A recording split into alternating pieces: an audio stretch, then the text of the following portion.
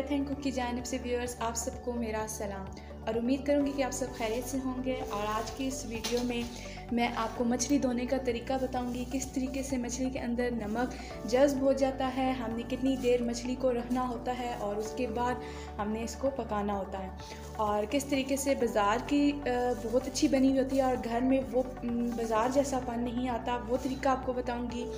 तो चलिए स्टार्ट करते हैं। सबसे पहले यहाँ पर मैंने 2 मछली के पीस लिए थे जिनको मैंने इस तरीके से कटिंग की है और बड़े बड़े हमने पीस रखे हैं। इस तरीके से जब ये फ्राई करें तो इतने पीसेस होने चाहिए। अगर सालन बनाना चाहते हैं तो इससे थोड़े छोटे पीसेस होने चाहिए आपके पास। तो देखिए व्यूअर्स, ये किस तरीके से मैंने इनका बड़ा साइज़ रखा है। और जब हम फ्राई करते हैं कढ़ाई में करें, तवे के ऊपर आप फ्राई कर लें मसाले लगा के, तो इतने बड़े पीसेस होना लाजमी है। और अगर आप हांडी बना रहे हैं तो इतने पीसेस होने चाहिए। तो सबसे पहले हमने यहाँ पे जो प्रोसेस करना है, मछली ताज़ा होनी चाहिए। और इससे अगर ये है कि आपकी मछली में अगर कोई थोड़ी सी स्मेल है, नमक लगाने से वो स्मेल निकल जाती है। आपने इसको अच्छे तरीके से रखना है। यहाँ पर 2 टेबल स्पून मैं सबसे पहले नमक ले लिया है, वो हमने अच्छे तरीके से हर जगह पर मछली के लगा देना है। 1 टेबल स्पून हो चुका है। उसके बाद यहाँ पर दूसरी स्पून में डाल रही हूँ नमक की। तो नमक बहुत ही अहम चीज़ है। मछली को धोने से पहले इसके अंदर नमक जज्ब होना चाहिए।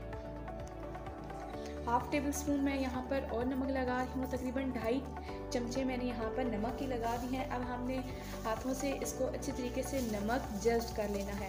इससे ये होगा कि जो अगर थोड़ी बहुत स्मेल होती है मछली के अंदर वो निकल जाती है, नमक अच्छे तरीके से जज्ब हो जाता है। तो कुछ दुकानदार ने पहले ही नमक लगा के रखा हुआ होता है, उसके बाद अगर हमें नमक लगाने की ज़रूरत भी नहीं पड़ती तो फिर वो सिंपल ही हमने वॉश कर लेना होता है। तो अब इसको यहाँ पर मैं अच्छे तरीके से सारा नमक जज्ब करूँगी। तो देखिए नमक अच्छे तरीके से मैंने सारा लगा दिया है और अब हमने इसको 2.5 घंटे रख देना है। और 2.5 घंटे के बाद किस तरीके से हमने मछली को वॉश करना है वो मैं आपको 2.5 घंटे के बाद बताऊँगी।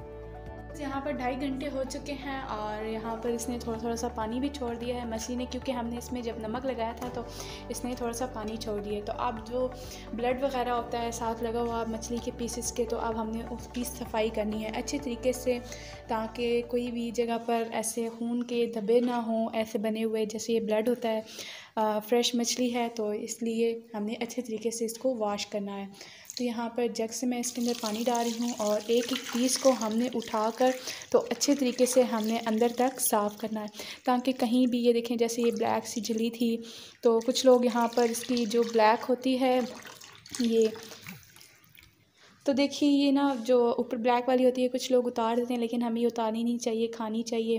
तो इसके लिए हमें चाहिए कि हमने इसको अच्छे तरीके से वॉश कर लेना है। पानी साथ साथ हमने डालते रहना है और 4 से 5 दफ़ा हम वॉश करेंगे। ज़्यादा देर हमने इसको वॉश नहीं करना, इतनी देर करना है कि आपने अच्छे तरीके से ये खून वगैरह और अच्छे तरीके से ये साफ़ हो जाए। देखिए यहाँ पर बहुत अच्छे तरीके से ये एक पीस मैंने साफ़ कर लिया है, बाकी भी हम इसी तरह करते हैं।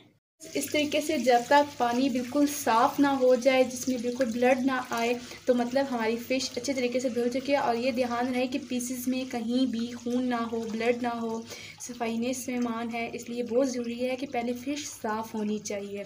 तो देखिए अब ये बिल्कुल अच्छे तरीके से साफ़ हो चुकी है। इसको मैं एक ट्रे के अंदर निकालती हूँ।